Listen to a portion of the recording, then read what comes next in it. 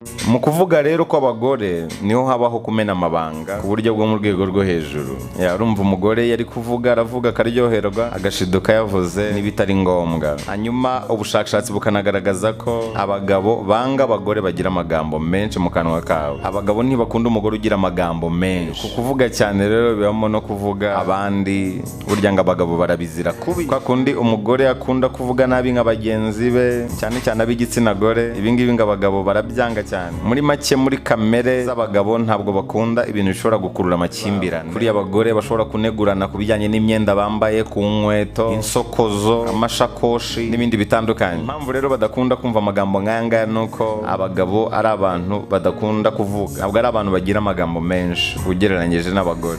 Ni kimwe rero mu byagiye bigaragazwa n'ubushakashatsi. Igitabo cya Brizendine, iki ni igitabo cyitwa The Female Brain, kigaragaza ko umugore akoresha amagambo 20,000 ku munsi, mu gihe umugabo asohora amagambo 7,000 mu kanwa ke ku munsi. Aho bavuga ko abagore bamara umunsi bavugavuga, mu gihe abagabo bashobora gukora batiriwe baganira.